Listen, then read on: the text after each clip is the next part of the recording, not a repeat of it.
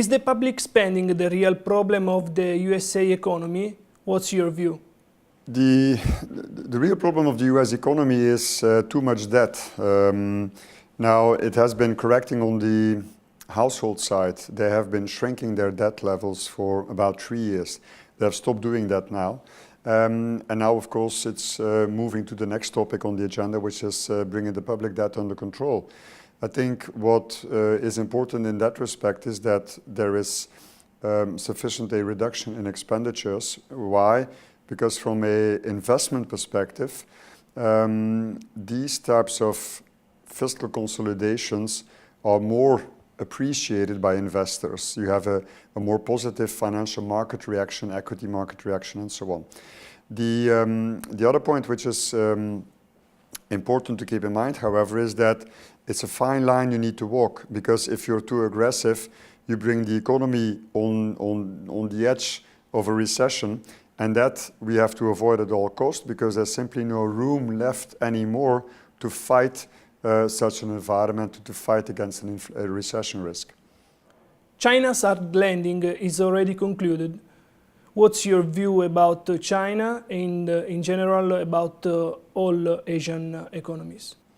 Well, China has successfully achieved a soft landing this year. At the start of this year, there was worried that it would have a hard landing.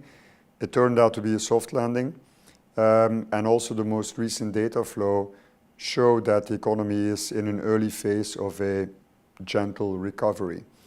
The new leadership has announced its ambition to grow at something like 7.5% per year over the coming 10 years.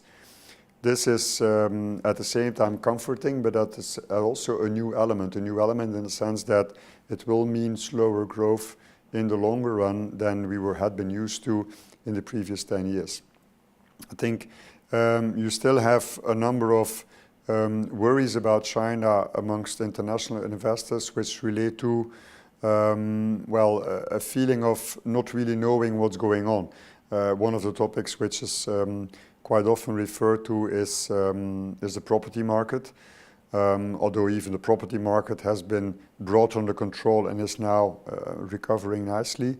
And another element which is always pointed at is the local government finances, which until recently have had good part of their revenues coming from selling land.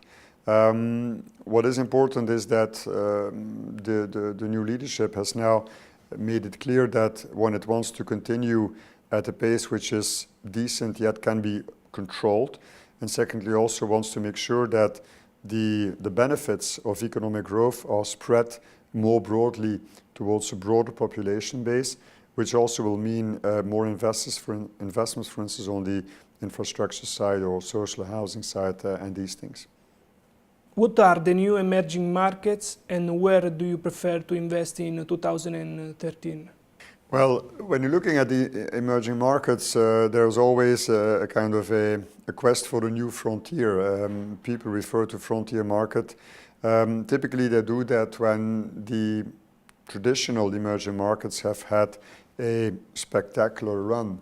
That has not been the case as of late. Admittedly, a country like Turkey has achieved fantastic performance this year, but that comes after a very negative performance the year before.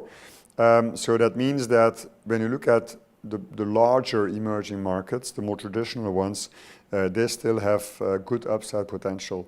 Nevertheless, I think structurally for the coming years, the interest in Africa as the kind of the final investment frontier will pick up, and you see that in many types of anecdotal evidence, if only the number of conferences which are being organized dealing with that continent as an investment area.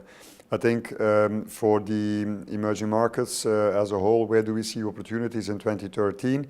One in China, a cheap market in a recovering economy, earnings recovery, so pretty compelling. Amazingly, the market has not really reacted yet to the fact that the economy is recovering. We also continue to think that Russia is pretty interesting. That is related to oil prices. Of course, Korea is interesting from the perspective of a gradual improvement in the global business cycle. We think that Brazil is interesting from a valuation perspective, and also because of the efforts that the government is undertaking to boost the growth of the middle class, and also because we share the view of the central bank that in the course of 2013 the economy will embark on a recovery pace. And then another market that I would mention in that list would be Turkey. The country has of course been benefiting recently from the investment grade status that it has achieved. Other rating agencies will follow. Admittedly, the market has had a really fantastic run in 2013. Nevertheless, when you look at it from a valuation perspective, the PE is not that demanding, and there is still upside left.